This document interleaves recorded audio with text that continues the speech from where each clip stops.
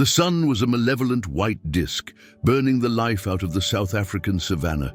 Every breath of air felt like inhaling dust and heat, and the ground, cracked like ancient pottery, offered no forgiveness. This was the Karoo, a land of harsh beauty and brutal survival, and somewhere hidden beneath the shadow of a lone, skeletal acacia tree, a tiny life was fighting a losing battle. His name, had he been given one, might have been something grand, something befitting a future king of the pride. But now he was nothing more than a few pounds of bone and matted golden fur, trembling in exhaustion. He was a lion cub, perhaps no more than 3 or 4 weeks old, and he was alone. The past 3 days had been an endless, agonizing blur of hunger, thirst, and fear. Where his mother was, no one knew. She might have fallen victim to a poacher's snare, or perhaps she had been driven off by a rival male. In the wild, tragedy strikes silently and swiftly, and the young are often the first casualties. Whatever the reason, this little cub was stranded, far from the safety of his pride and with a severe injury. His back left leg was useless, limp and twisted at an unnatural angle. It wasn't a clean break, but a deep, festering wound that had swelled to twice its normal size, likely a bite or a careless trampling during a hasty escape. The infection was spreading, draining his meager strength with every pulsing throb. Survival for him was no longer about hunting or playing, it was about moving, just moving forward. He had been crawling for hours, maybe a whole day. His front paws, once clumsy and soft, were now raw and bleeding from dragging his weight over the abrasive, sun-baked earth. He didn't roar. He couldn't. His throat was too dry, his energy too depleted. He could only manage a pathetic, raspy squeak, a sound quickly swallowed by the vast silence of the veld. He dragged his small body, inch by agonizing inch. His whole world was the burning dust inches from his nose. Each movement was a calculated risk, a few feet of progress followed by minutes of desperate, shallow panting. He wasn't crawling towards food or water he could see. He was crawling toward a vague scent on the wind, a faint, impossible promise of something different, a smell of human habitation. He didn't know the dangers of the human world. He only knew that the primal instinct to seek help, to seek life, was the only thing keeping his exhausted heart beating. He knew this land, vast and empty, had nothing left for him. His eyes, the color of molten honey, were clouded with pain, but they were fixed, blinking the dust away, focused only on the next inch. Meanwhile, a few hundred yards away, the boundary fence of the National Reserve met the edge of a small, privately owned farm. This farm, managed by a man named David, was less a place of profit and more a sanctuary for rescued cattle, a tiny green island amidst the surrounding wilderness. David was a man of the land, weathered and quiet, who saw the world in shades of necessity and hard work. He had lived here for 30 years, and he knew the wildlife. He knew the lions. He respected them, feared them, and kept a safe distance. It was just past midday, the hottest part of the day. David was out in his battered old pickup truck, driving slowly along the perimeter fence, checking the integrity of the wire against opportunistic jackals or a wandering hyena. The engine rumbled a steady, low rhythm, and the air conditioner, a luxury rarely used, was blowing weakly. David had his windows down, preferring the scent of dust and thyme to the stale, cooled air. His eyes scanned the ground, trained by years of experience to spot a loose rock or a break in the fence. He wasn't looking for a lion cub. He was looking for mundane maintenance issues. He reached a spot where the fence line dipped slightly into a small, dry gully. It was here, in the shimmering heat haze rising from the earth, that David's routine was shattered. The truck had slowed almost to a stop. David was staring at a loose section of wire, calculating the time it would take to repair it. And then something moved. It was a flicker of color out of place, not the steady rhythmic movement of a bird or the sudden dart of a lizard. This movement was low to the ground, strained and erratic. David cut the engine. The sudden silence was deafening, filled only by the chirping of cicadas and the distant moan of the heat. He sat for a moment, absolutely still, his mind running through the possibilities. A ground squirrel, too big. A feral dog, too small. He picked up his binoculars, the familiar weight of the glass steadying his hand. He raised them slowly, adjusting the focus until the hazy shimmer resolved into sharp, undeniable reality. And his breath caught in his throat. It was a lion cub, but not standing, not walking. It was dragging itself. The sight was horrifyingly clear, the tiny body, the desperate scramble of the front paws, the way the back half of the cub's body listed entirely to one side, completely lifeless. The sheer audacity of the cub's location was shocking. It was maybe 20 feet from David's boundary fence, far closer to human activity than any cub should ever be. It was impossibly crawling towards David's land, away from the perceived safety of the reserve. It had been driven by an instinct so basic, so powerful, that it had overcome the natural fear of man. It was begging for rescue. David watched, transfixed, for what felt like an eternity, but was only 30 seconds. The cub stopped, lowered its head into the dust, and lay there, utterly defeated. It did not move. A wave of intense, ice-cold clarity washed over David. The cub was dying. It was moments away from collapsing permanently under the relentless sun. His immediate, ingrained response, the one that had kept him alive in this harsh environment, was don't interfere. Wildlife is wildlife. A lion cub is a predator. Where is the mother? A lioness protecting a hurt cub is the most dangerous animal in Africa. David looked around, scanning the horizon, his hand instinctively resting on the keys, ready to start the engine and retreat. Nothing. Just the shimmering heat. The only sound was the wind whistling through the dead grass. He looked back at the cub. It still hadn't moved. The small head was resting on the dust, eyes closed. The faint, labored rise and fall of its ribcage was the only proof of life. The sight broke through decades of learned caution. This was not a healthy animal to be feared. This was a tiny, innocent creature in extremis. It was a victim of the very wilderness David had learned to respect. He slowly opened his door, the metallic groan sounding like a gunshot in the silence. David stepped out of the truck, leaving the door ajar. He didn't take a rifle. He took a single empty canvas bag and a bottle of water from the back seat. This was a rescue, not a confrontation. He moved cautiously, keeping his body low, speaking softly into the silence. "Hello, little one. Hello there."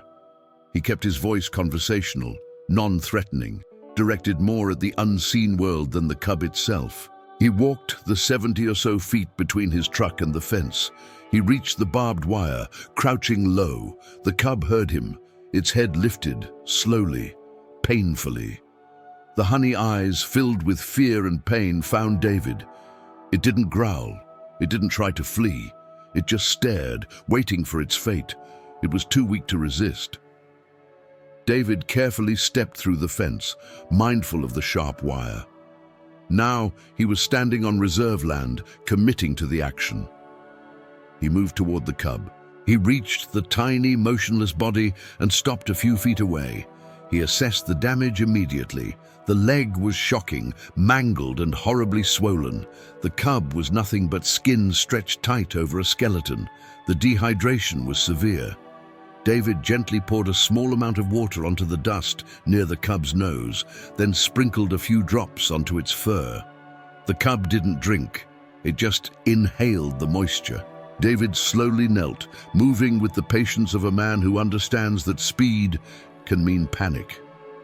He took the canvas bag, opened it, and spoke again, his voice a low, steady rumble.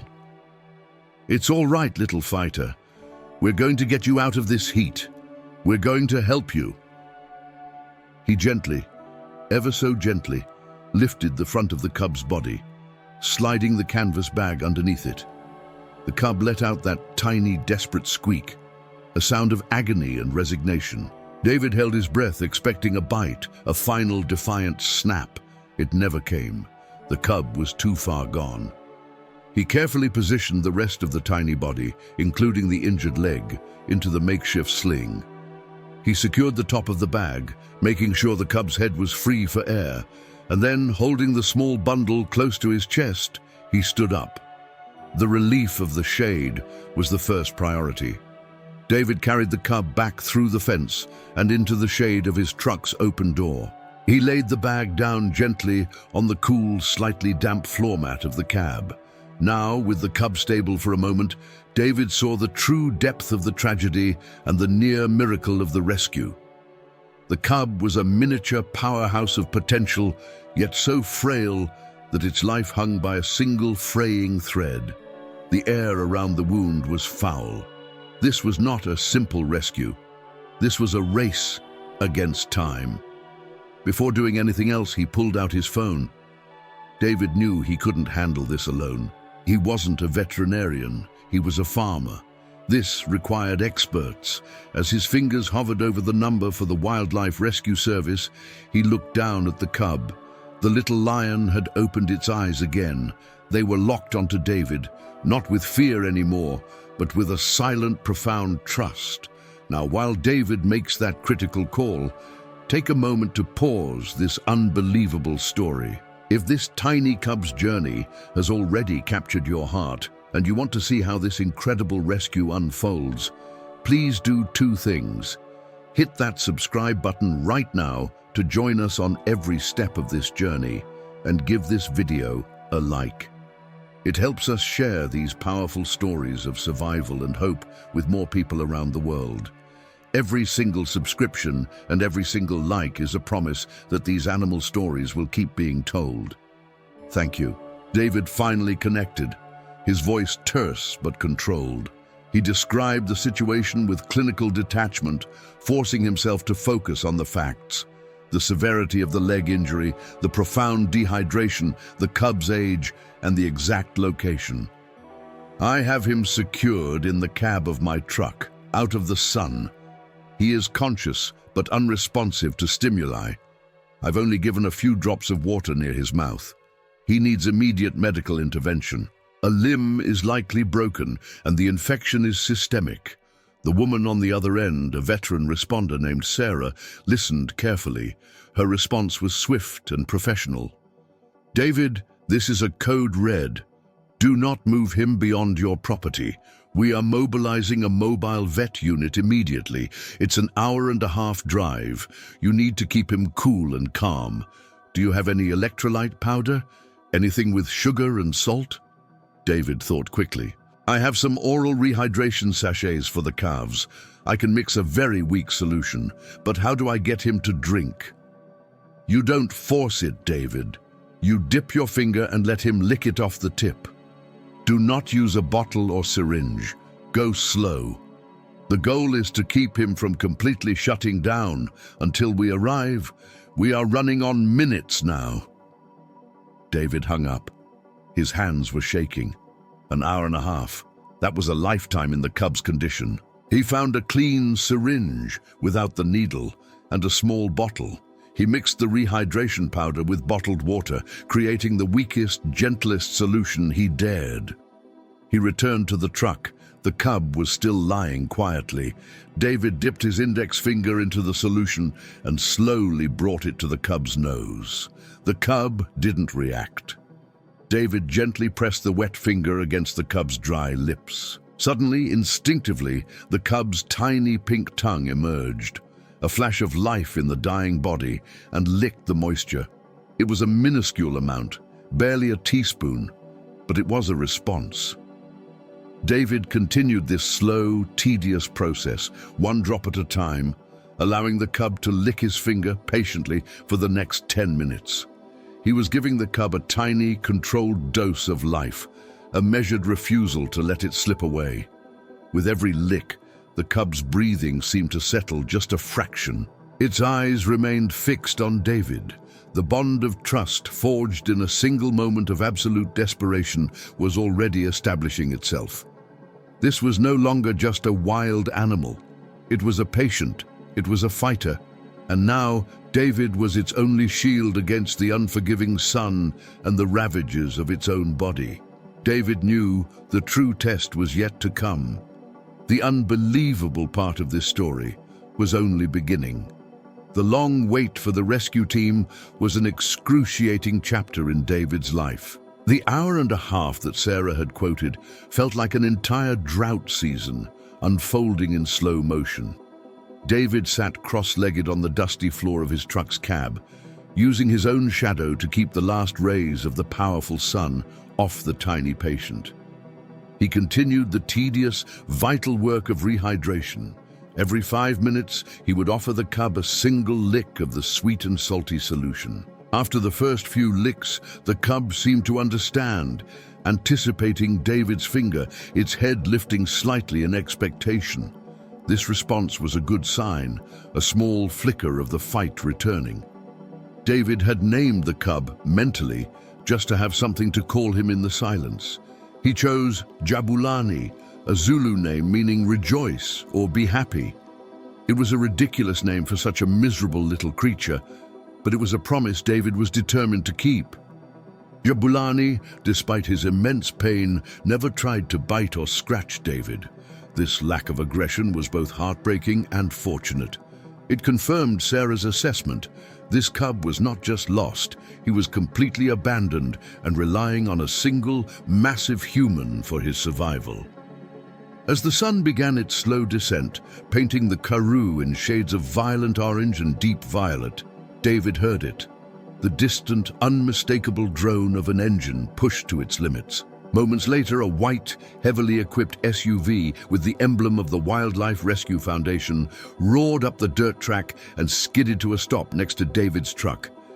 2 people immediately jumped out. Sarah, the voice on the phone, a woman with tired but determined eyes and a severe ponytail, and a muscular man in green scrubs, Dr. Ethan Cole, the head veterinary surgeon. There was no time for greetings. Sarah, efficient and focused, took command immediately. "David, thank you. You bought him time. Dr. Cole, the cub is secured in the cab. Severe trauma to the back left leg, systemic infection, and extreme dehydration."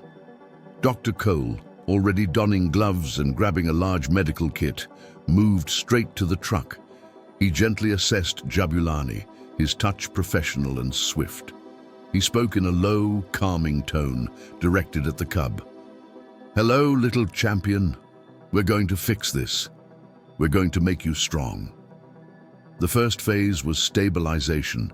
David watched, mesmerized, as the simple cab of his truck was transformed into an emergency room. Dr. Cole gently placed a temporary muzzle on Jabulani's mouth, a necessary precaution, but the cub was too weak to protest. A tiny IV line was carefully threaded into a vein in the cub's front leg. The immediate infusion of fluids, antibiotics, and pain medication was the cub's first real chance. "The wound is badly infected," Dr. Cole stated, his voice calm. "We need to clean it immediately. David, we need a flat, shaded area and all the clean water you can spare." Within minutes, Jabulani was carefully moved onto a sterile blanket, laid out on David's workbench in the truck's shadow. The portable floodlights from the rescue vehicle illuminated the small, desperate scene. Dr. Cole began the painful process of cleaning the wound. The infection had caused deep tissue necrosis. The smell was overpowering. Jabulani, now under the influence of the pain relievers, remained relatively still, managing only soft whimpers. Sarah explained the grim reality to David as Dr. Cole worked. "This is a crush or a severe bite wound. He was dragging it, which introduced more dirt and bacteria. The next 48 hours are crucial, David. If the infection is too deep, we may lose the limb, or worse, lose him entirely to septic shock." The cub's life hung in the balance, a desperate calculation of medicine versus nature's brutality. Dr. Cole worked with fierce precision, irrigating the wound, carefully trimming away dead tissue, and stabilizing the cub's temperature. He administered a broad-spectrum antibiotic and, most critically, a small dose of anti-inflammatory medication. After nearly an hour of careful surgical cleaning, the wound was sterilized, packed, and temporarily splinted. "It's not a clean break, but the bone may be shattered," Dr. Cole concluded, wiping the sweat from his brow. "He needs X-rays immediately. We can stabilize him here, but he needs to get to the specialized center for orthopedic surgery and constant monitoring. That's another 3-hour drive." Sarah nodded grimly. "We can't wait. He's stable enough for transport now. David, you've done an incredible thing. You're the reason he's alive." David, feeling a surge of protective instinct, spoke quickly. "I can drive him. I know the roads, and my truck is softer on the suspension. I'll keep talking to him." Dr. Cole hesitated, then looked at the strong, kind face of the farmer. He saw the bond already formed. "All right, David, but you follow Sarah. No speeding. We need that cub completely still." The transfer was executed with military efficiency. Jabulani, now heavily sedated, was placed in a specialized transport cage filled with heating pads and monitors. David secured the cage in the back seat of his truck. He took the driver's seat, and Sarah slid in next to him, holding the cub's medical chart. The journey to the rescue center was long and silent, broken only by the crackle of Sarah's radio and David's low, constant humming. David occasionally reached back and gently rested his hand on the metal bars of the cage, just a millimeter away from Jabulani's fur. When they finally arrived at the center, the lights were blazing. A full team was waiting. They rushed Jabulani straight into the operating room. David and Sarah sat in the sterile waiting area. The smell of antiseptic and possibility hung in the air. Sarah shared a weak cup of tea with David. She told him about the rescue center, a place dedicated to rehabilitating apex predators and, when necessary, releasing them back into the wild. "He's lucky, David. Truly lucky. If he makes it through the night, he'll have the best care in the country." The surgery was marathon. Dr. Cole worked for nearly 4 hours, painstakingly reconstructing the shattered bone fragments and fighting the deep infection that had set in. It wasn't just a physical repair, it was a biological battle against time. The cub's tiny body was pushing against the limits of anesthesia and endurance. Finally, just before midnight, Dr. Cole emerged.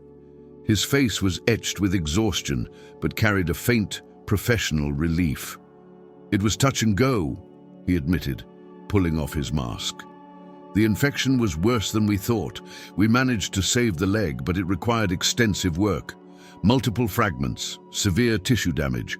He has a steel pin in his leg now. He'll have a long road to recovery. He's in ICU, on round-the-clock monitoring and aggressive antibiotics. We need to watch for sepsis, but he's alive. He's stable. He's a fighter, David." Hearing the news, David felt a dizzying wave of exhaustion and triumph.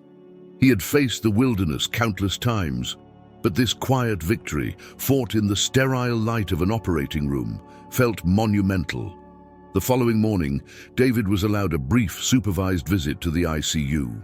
The room was hushed, filled with the soft, steady beeping of monitors. Jabulani, resting on a thick, soft blanket, was a world away from the dusty, dying cub of yesterday. His left leg was encased in a thick cast, stabilized by the internal pin. His face looked softer, less strained, finally free from the most agonizing pain. David approached the glass wall of the ICU unit. Jabulani's eyes opened. They were still honey-colored, but brighter now, clearer. They locked onto David. And then, something truly unbelievable happened. Jabulani pushed his tiny head forward and let out a sound. It wasn't the weak squeak of a dying animal. It was a soft, low, resonant purr, a genuine deep rumble that seemed to shake his whole tiny body. It was the sound of a lion finally accepting comfort, acknowledging safety, and recognizing the one human who had refused to let him perish. It was a thank you.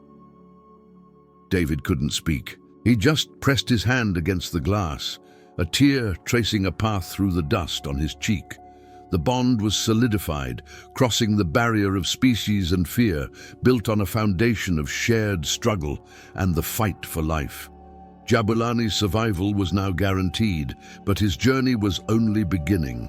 The next stage would be rehabilitation, teaching a lion to be a lion again, all while healing a broken limb. This was the true, unbelievable challenge ahead. We've reached the midway point of Jabulani's incredible story, moving from a desperate rescue in the savannah to a dramatic, life-saving surgery. If you are captivated by David's compassion and Jabulani's sheer will to survive, and you want to follow every step of his journey back to the wild, this is the final time we'll ask. Please make sure you are subscribed to the channel and leave a like on this video. Your support is the engine that keeps these vital, emotional animal stories coming. Let's get back to the recovery. The first week of recovery was a tense blend of small victories and terrifying setbacks. Jabulani, now constantly monitored by nurses and Dr. Cole, was a remarkably good patient. He was eating, slowly at first, then ravenously, consuming high-protein formula from a specialized bowl. The biggest challenge was the antibiotic resistance. The Karoo dirt infection was tenacious. Several times, Jabulani's temperature spiked dangerously high, signaling a resurgence of sepsis, forcing Dr. Cole to switch his antibiotic regimen. David visited the center every day. Though his farm was 3 hours away, he felt an obligation he couldn't ignore. He would sit by the ICU glass, just talking to the cub. He didn't use complex words. He just spoke of the weather, of his cattle, and the promise of the big open sky. The staff noticed the effect David had. Whenever David entered the room, Jabulani's purr would start, low and steady, a powerful therapeutic rumble. It was clear to everyone that David was Jabulani's anchor, the human who represented safety and survival. After 10 days, Jabulani was moved out of the sterile isolation of the ICU and into a larger, specialized recovery unit, a small, enclosed space that allowed him room to move without stressing the recovering leg. The moment the cast was changed, revealing the clean, stitched wound, was a massive relief for the entire team. The infection was finally under control. The steel pin remained, a necessary scaffold for the bone to knit, but Jabulani was allowed to put minimal weight on the limb. He hobbled, still struggling with 3 legs, but he was moving. He was exploring his small enclosure with the cautious curiosity of a healthy cub. David was allowed to spend an hour a day inside the enclosure, supervised. This was the true test of the bond. David didn't hesitate. He sat quietly on the floor, and Jabulani, with a careful, limping gait, would approach him. The first physical contact was gentle, an almost ceremonial touching of heads. Jabulani nudged David's hand with his fuzzy muzzle, seeking the familiar warmth and smell. David would stroke the cub's back, feeling the strength and life returning to the small, resilient body. The unimaginable had happened. The dying cub, dragged across the dust of the savannah, was now a healing, purring lion, utterly devoted to the farmer who had saved him. But their unusual journey was far from over. The most difficult challenge, rehabilitation for freedom, was about to begin. Jabulani's recovery was a miracle forged by steel, science, and the quiet devotion of a farmer. He was no longer the frail, defeated scrap of fur David had found dragging himself through the dust. He was now a robust, curious, and rapidly growing lion cub filled with the boundless energy of youth. He had successfully navigated the first, critical phase. Now came the most complex, heartbreaking challenge, turning a lion cub who loved humans into a wild lion capable of surviving alone. Dr. Cole and Sarah began the rigorous rehabilitation program immediately. The core principle was simple, but brutally necessary. Jabulani had to forget David. He had to replace human comfort with natural instincts. If he retained his bond with David, he would seek humans in the wild, a behavior that would guarantee his death, either by poacher or conflict with cattle farmers. The first step was physical rehabilitation. The steel pin was removed from his leg 3 months after the surgery. The operation was minor, and the bone had healed beautifully, a testament to Dr. Cole's skill. Jabulani was stiff at first, his gait awkward. The next 2 months were spent in specialized physical therapy, mimicking natural movements. David helped not by touching, but by sitting outside the enclosure, encouraging Jabulani to chase a moving ball or leap onto a rock. But the real, agonizing work began when Jabulani was about 6 months old. He was moved to a vast, multi-acre enclosure designed to simulate the Karoo environment, complete with thick brush, rocky outcrops, and crucially, live prey, though protected at first. And then, David's visits stopped. It was Sarah who imposed the new protocol. "I know this is hard, David," she said gently, seeing the anguish on the farmer's face. "But he's a lion now, not a pet. Every time he sees you, we reinforce the wrong association. He needs to start fearing humans." David understood the logic, but the separation was like a physical wrenching. He drove to the center, parked miles away, and simply watched Jabulani's enclosure through powerful binoculars. He watched as Jabulani searched for him in the first few days, his purr replaced by a confused, mournful call. It was the lowest moment of the entire process. David fought the urge to rush in, to reassure the cub, knowing that by staying away, he was giving Jabulani the only gift that truly mattered: freedom. Jabulani's behavior changed rapidly. Isolation forced him to rely on himself. His playful nips became sharper, his leaps more precise. His eyes, once soft and trusting when they looked at David, now carried a predatory focus. The transition was painful, but vital. The next crucial step was socialization and learning to hunt. Jabulani was introduced to a carefully selected group of young orphaned lionesses, roughly his age, who were already exhibiting healthy, wild behaviors. They were named Maya and Zola. The initial meeting was tense. Jabulani, being an outsider and male, had to assert himself. The controlled setting became a school of necessary aggression. The lionesses, naturally wary, chased him, swatted him, and forced him to fight for his share of the meat. David watched from the observation bunker as the once gentle Jabulani finally snarled, roared, and pushed back. He was learning the language of the wild. Dr. Cole was ecstatic. He's losing the human imprint. He's healing psychologically. He needs to be a little bit mean, David. That snarl is his ticket to survival. Jabulani's leg, now fully healed, provided no hindrance. He learned to stalk, to use the terrain, and to coordinate simple hunting movements with Maya and Zola. The 3 cubs formed a small, cohesive unit, practicing their lethal instincts on protected carcass drops, preparing for the day they would chase their own food. 8 months into his recovery, Jabulani was nearly a year old. He was strong, scarred, and completely wild in his demeanor. He no longer approached the section of the fence where David used to sit.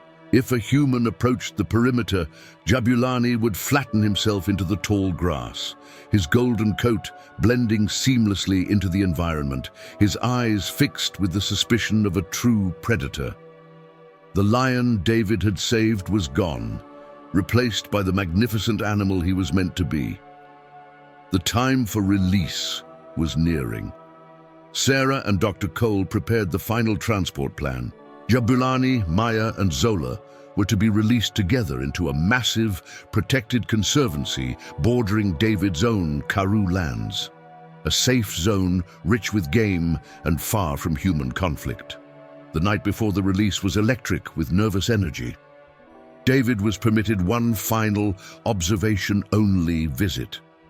He stood outside the main enclosure, watching Jabulani sleep, nestled between his 2 new companions.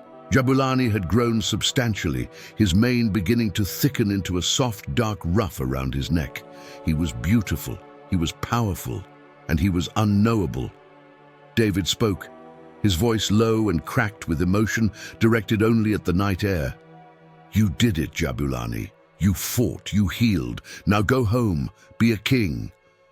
The release day dawned clear and cool. The 3 lions were darted, examined one last time, and loaded into a large, custom-built transport trailer. David insisted on driving his old truck, leading the convoy back to the savannah he knew so intimately. Dr. Cole, Sarah, and a small team followed.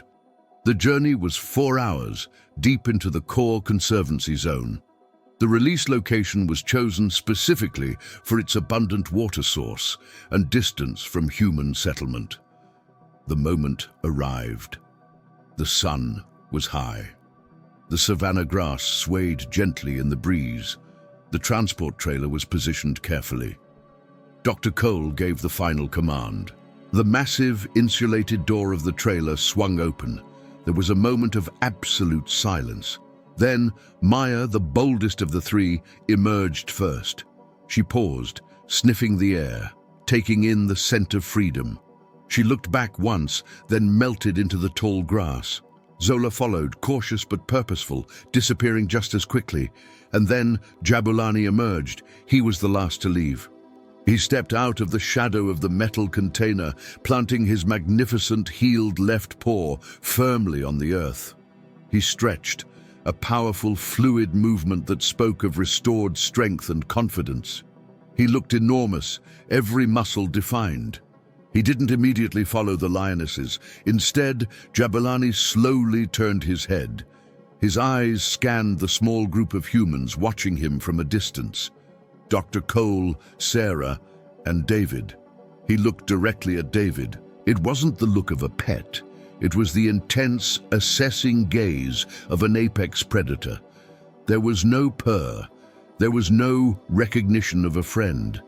There was only the calm, respectful distance of a creature acknowledging the presence of another powerful force in its world. But in that long, suspended moment, David saw something flicker behind the amber eyes. A residual connection, a profound memory that transcended the wild instincts. It was a final, silent nod to the man who had knelt in the dust, refusing to let him die.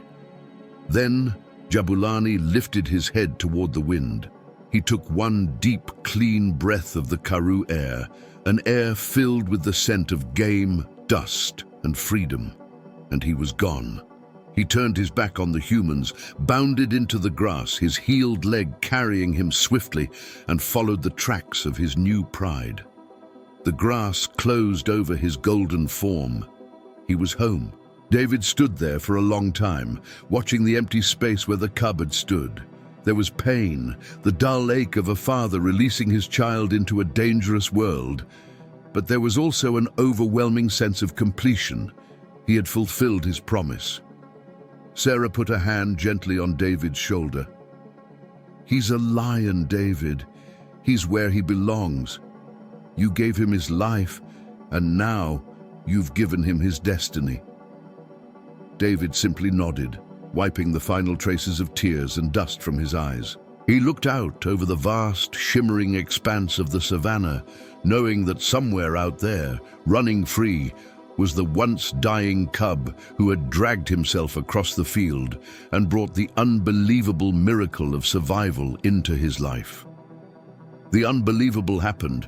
A man risked everything, and a lion chose life. Their journey was over, but Jabulani's reign had just begun.